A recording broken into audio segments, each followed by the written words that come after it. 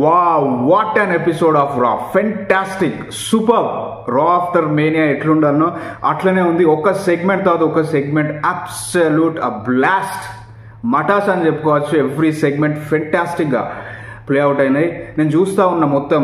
ఒక సెగ్మెంట్ అన్న వీక్ ఉంటుందా, అట్లా బాత్రూమ్ వెళ్దాం, బ్రష్ చేద్దాం, అది ఇది అనుకుంటున్నా. కానీ ఒక్క సెగ్మెంట్ కూడా అస్సలు కథలను ఇవ్వకుండా every match, every segment 3 hours blockbuster episode ఇది రా. అస్సలు ఈ రా కనుక మిస్ అయితే ఐఎమ్ సారీ, బట్ ఫెంటాస్టిక్ ఉంది. రెసల్మేనియా తర్వాత న్యూ సీజన్ స్టార్ట్ అవుతుంది రెసల్మేనియా 42కి.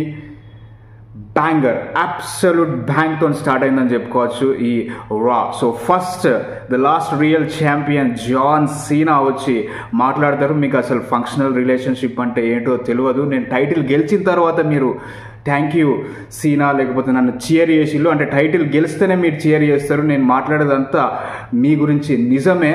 మీకు అసలు ఒక రిలేషన్షిప్ ఎలాగా ఉండాలో తెలియదు అని అయితే జాన్ సీనా చెప్తాడు. దాని తర్వాత క్రౌడ్ వి ఆర్ంట్ సారీ, మేము సారీ చెప్పం, అది ఇది అంటే ఎస్ నాకు తెలుసు మీరు సారీ చెప్పకపోయినా నాకు మిమ్మల్ని చూస్తా అంటే సారీ అనిపిస్తుంది అని జాన్ సీనా క్రౌడ్ని మాక్ చేస్తా మాట్లాడతాడు. దాని తర్వాత ఈ ఛాంపియన్షిప్ నా దగ్గర నుంచి ఎవరు తీసుకెళ్ళలేరు, ఈ ఛాంపియన్షిప్ ట్రిపుల్ హెచ్ హెల్ప్ చేసిండు గతంలో, బ్రూనో సార్మాటినో, హల్క్ హోగెన్. సో ఆ ప్రెస్టీజ్ని అంతా నాతో తీసుకెళ్తా ఈ ఛాంపియన్షిప్. ఇదే నా లాస్ట్ ఇయర్. మీ అందరికీ తెలుసు 36 డేట్స్లో ఇన్ని డేట్స్ 9 డేట్స్ అయితే అయిపోయినాయి. ఇంకా జస్ట్ 27 డేట్స్ మాత్రమే ఉంది. అది కూడా కాస్త జీరోకి వస్తుంది. జీరోకి వచ్చిన తర్వాత నేను టైటిల్ నాతో తీసుకెళ్తా అని అయితే జాన్ సీనా చెప్పడం జరిగింది. క్రౌడ్ మొత్తాన్ని కెమెరా ఆన్ చేసి ఒక ఫోటో తీసుకోమంటాడు. అదే మూమెంట్లో ర్యాండీ ఓర్టన్ వెనకాల నుంచి వచ్చి RKO కనెక్ట్ చేస్తాడు. ఎన్ని మ్యాచెస్ మనం చూసినాం ర్యాండీ ఓర్టన్ జాన్ సీనా మధ్యలో. వీళ్ళ హిస్టారిక్ రైవల్రీ మనందరికీ తెలిసిందే. మరొకసారి కానీ ఈసారి టేబుల్స్ రివర్స్ అయిపోయినాయని చెప్పుకోవచ్చు. ఎందుకంటే John Cena heel, Randy Orton baby face. So May 10th Backlash Saint Louis Missouri, Randy Orton home టౌన్లో 1-on-1 for the undisputed WWE championship match అయితే ఉండబోతుంది. Dream match Randy Orton versus John Cena. So ఇది final match వీళ్ళిద్దరి మధ్యలో. Possibly maybe బ్యాక్లాష్లో ఏమన్నా అటు ఇటు కాంట్రవర్షియల్గా end అయితే నెక్స్ట్ మ్యాచ్కి ఏమైనా లీడ్ చేస్తా లేదా చూడాలి. బట్ అట్లా కనుక అవ్వకపోతే Randy Orton versus John Cena ring wrestling match final కాబోతుంది May 10th, అంటే ఇండియన్ టైమింగ్స్ ప్రకారం May 11th వస్తుంది. సో ఇది స్టార్టింగ్ ఆఫ్ ద షో మాత్రమే. దాని తర్వాత ఒక సెగ్మెంట్ తర్వాత ఒక సెగ్మెంట్ క్లిక్ అవుతూనే ఉంటుంది. నథింగ్ ఫెయిల్డ్ ఈ ఎపిసోడ్లో. ఎవ్రీ సెగ్మెంట్ క్లిక్ అయిందని చెప్పుకోవచ్చు. Becky Lynch, Lyra Valkyria versus Liv Morgan and Raquel Rodriguez rematch WrestleMania women's tag team టైటిల్స్కి. రెసల్మేనియాలో గెలిచిళ్ళు లైరా అండ్ బెకీ. బెయిలీని రీప్లేస్ చేసి బెకీ లించ్ వచ్చింది. బెయిలీ పైన బ్యాక్ స్టేజ్ అటాక్ జరగడంతో. అండ్ ఈ మ్యాచ్లో Liv Morgan and Raquel Rodriguez లైరాని అండ్ బెకీని ఓడించి 4-time women's tag team champions అవుతారు. So most number of tag team titles Liv Morgan and Raquel Rodriguez. దాని తర్వాత బెకీ లించ్ హీల్ టర్న్ అవుతుంది. సో లైరా మీద టర్న్ అయ్యి మ్యాన్ హ్యాండిల్ స్లామ్ అయితే కనెక్ట్ చేయడం జరుగుతుంది. 1 కాదు 2 కాదు 3 సార్లు క్రౌడ్ చీర్ చేస్తారు. నాకు లాస్ వేగస్ క్రౌడ్ చాలా బాగా నచ్చింది. వాళ్ళకి తెలుసు హీల్స్ని కూడా చీర్ చేస్తారంటే దే అండర్స్టాండ్ ద బిజినెస్. అందరికీ అర్థమవుతుంది. బట్ లాస్ వేగస్ ఏంటంటే లేదు మేము హీల్స్ అని బూ చేయం, లేకపోతే బేబీ ఫేసెస్ అని చీర్ చేయం, మాకు నచ్చిన వాళ్ళమే చీర్ చేస్తాం అన్నట్టుగా లాస్ వేగస్ క్రౌడ్ బెకీ లించ్ని చీర్ చేస్తుంది లైరా వాల్కేరియాని కొట్టినప్పటికి కూడా. సో స్టార్ట్ అయింది లైరా వాల్కేరియా బెకీ లించ్. మా అందరికీ తెలుసు లైరా వాల్కేరియా ఇన్స్పిరేషన్ బెకీ, ఇద్దరు ఐర్లాండ్ నుంచే. సో ఫెంటాస్టిక్ ఉండబోతుంది ఈ ఫ్యూడ్ కూడా. దాని తర్వాత New Day theme song, fantastic theme song. Kofi Kingston and Xavier Woods. నాకు ఆ కొత్త థీమ్ సాంగ్ అయితే చాలా బాగా నచ్చింది. ఇప్పుడు ఈ వీడియో అయిపోయిన తర్వాత నేను 100% యూట్యూబ్లో ఎత్తికి ఆ సాంగ్ ప్లే చేసుకుంటా. సో అంత బాగుంది. న్యూ డే వచ్చి మాట్లాడుతా అంటే వాళ్ళని డిస్ట్రాక్ట్ చేస్తారు. అల్ఫా అకాడమీ మేము మిమ్మల్ని 60 secondsలోనే ఓడించినాము అని అంటే సరే చూసుకుందాం రా అని ఒక ఛాంపియన్షిప్ మ్యాచ్ లాగా క్రియేట్ అవుతుంది. రెఫరీ కూడా వస్తాడు. సో మ్యాచ్ జరుగుతుంది అనుకునే లోపే మనకి లైట్స్ ఆఫ్ అయ్యి ద రిటర్నింగ్ రూసేవ్ 5 years తర్వాత మళ్ళీ WWEకి అయితే వస్తాడు. సో రూసేవ్ వచ్చి కొడదామని చూస్తాడు, but Kofi Kingston and Xavier Woods అక్కడ నుంచి తప్పించుకుంటారు. సో ఆల్ఫా అకాడమీ బలైపోతారు. అకిరో తుజావాని అండ్ ఓటిస్ని బ్రూటల్గా కొడతాడు అండ్ ఓటిస్ పైన యాకలేడ్ కనెక్ట్ చేస్తాడు రూసెవ్. సో ఒక స్టేట్మెంట్ అనేది మేక్ చేసిండు రూసెవ్ ఈ అటాక్ ద్వారా ఆల్ఫా అకాడమీ పైన. మరి నెక్స్ట్ ఏంటిది రూసెవ్ అనేది అయితే చూడాలి. దాని తర్వాత women's world champion Iyo Sky సక్సెస్ఫుల్గా తన ఛాంపియన్షిప్ రిటైన్ చేసుకుంది Bianca Belair and Rhea Ripley పైన. సో తనచి మాట్లాడుతూ అంటే మనకి ఇంటర్ఫియర్ అవుతుంది NXT women's champion Stephanie Vaquer. So వాళ్ళిద్దరి మధ్య బ్యూటిఫుల్ మ్యాచ్ అవుతుంది, ఫెంటాస్టిక్ మ్యాచ్. ఇద్దరు one of the top class performance Stephanie Vaquer and Iyo Sky. So ఈ మ్యాచ్ నో కాంటెస్ట్లో ఎండ్ అవుతుంది. రాక్సన్ పెరేజ్ వచ్చి ఈ మ్యాచ్లో ఇంటర్ఫియర్ అవుతుంది. సో అలాగా మ్యాచ్ అయితే నో కాంటెస్ట్ అవుతుంది. దాని తర్వాత రాక్సన్ పెరేజ్ అండ్ జూలియా కూడా జాయిన్ అవుతుంది రాక్సన్ పెరేజ్తో. సో వాళ్ళిద్దరు కలిసి ఇయో స్కై అండ్ స్టెఫనీ వకేర్ని కొడతా అంటే మనకి సేవ్ చేయడానికి వస్తుంది Rhea Ripley. So Roxanne Perez, Giulia, Rhea Ripley, Iyo Sky, Stephanie Vaquer 5 of the superstars అని చెప్పుకోవచ్చు. అబ్సల్యూట్ సూపర్ స్టార్స్ వీళ్ళు. 5 విమెన్ టాప్ స్టార్స్.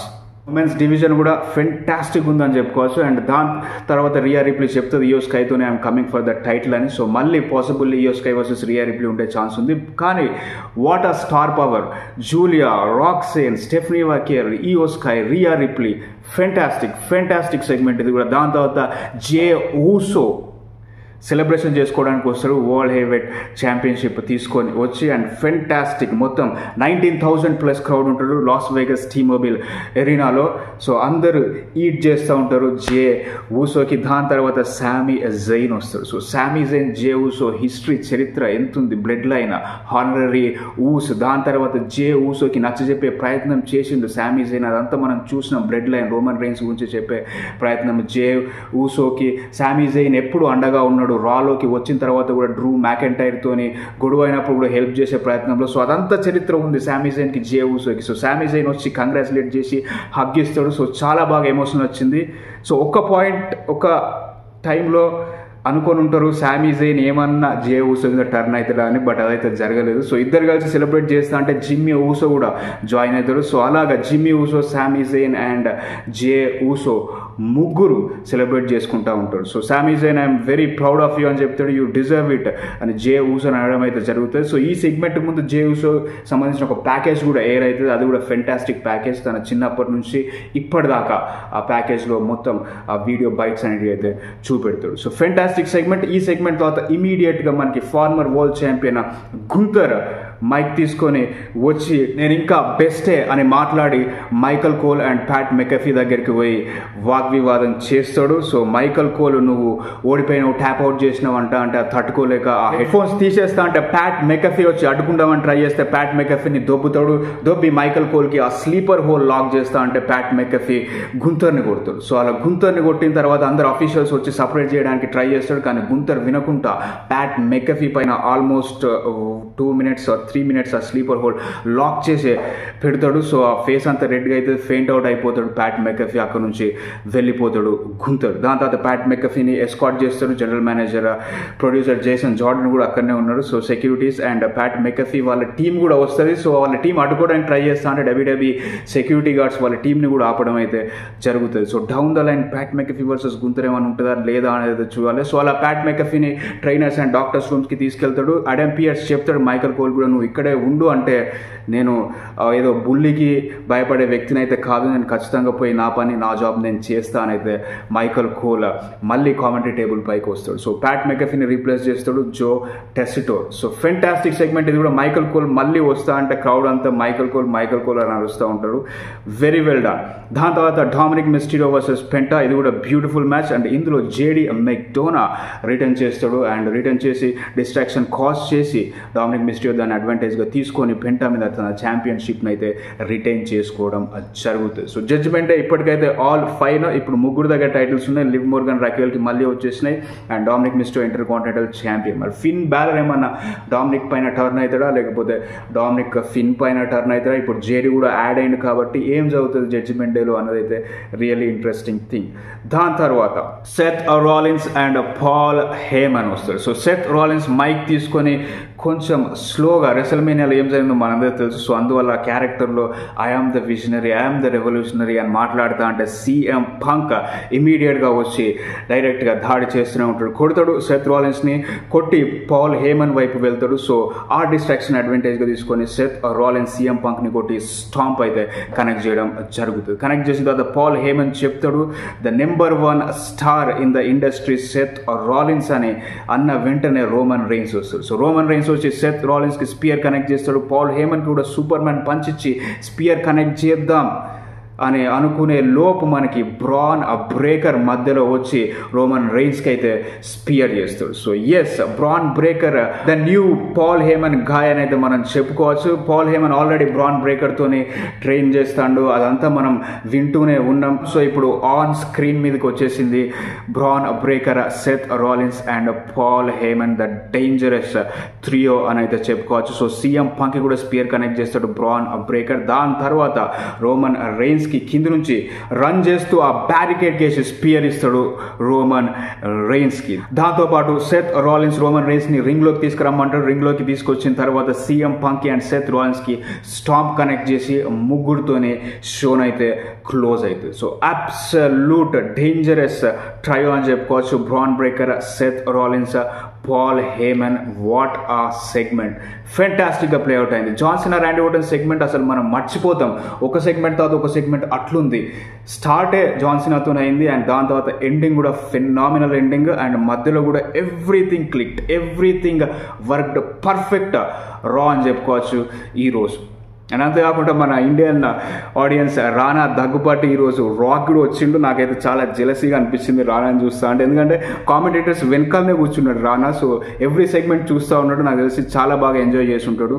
సూపర్. నిన్న రెసల్మేనియాకి వచ్చిండు రానా అండ్ ఈరోజు రా ఆఫ్టర్ మేనియా కూడా రానా చూడడం జరిగింది. తన వైఫ్తో కూడా వచ్చిండు, తన వైఫ్ పేరు ఏదో ఉండే గుర్తులేదు. సో అది నాకు తెలిసి 100% సూపర్ ఎంజాయ్ చేసి ఉంటాడు. కామెంటేటర్స్ వెనకాలంటే it's best seat in the ground. నేను చూస్తా ఉన్నా కామెంటేటర్స్ వైపు కెమెరా వెళ్ళినప్పుడల్లా నేను రానా ఎక్కడ ఉన్నాడు చూస్తానా లేదా అని చూస్తూ ఉన్నా. సో అది guys, thank you so much for watching. మరి మీకు ఏం నచ్చిందని అడగా నేను ఈరోజు, ఎందుకంటే entire show 3 hours show fantastic, super. Every segment, ఒక్క సెగ్మెంట్ కూడా మిస్ చేయడానికి లేదు. నేను స్టార్టింగ్లో చెప్పినట్టు నేను చూసిన ఎక్కడైనా బ్రష్ చేసుకోవడానికి టైం దొరుకుతుందా, బాత్రూమ్కి వెళ్ళడానికి టైం దొరుకుతుందా అంటే ఒక తర్వాత ఒకటి క్లిక్ అవుతూనే ఉంది. ఫెంటాస్టిక్, అసలు టీవీ దగ్గర నుంచి వెళ్ళబుద్దే కాలేదు. సో అంత బాగుంది ఈరోజు రా. So new season first episode phenomenal. Thank you so much for joining.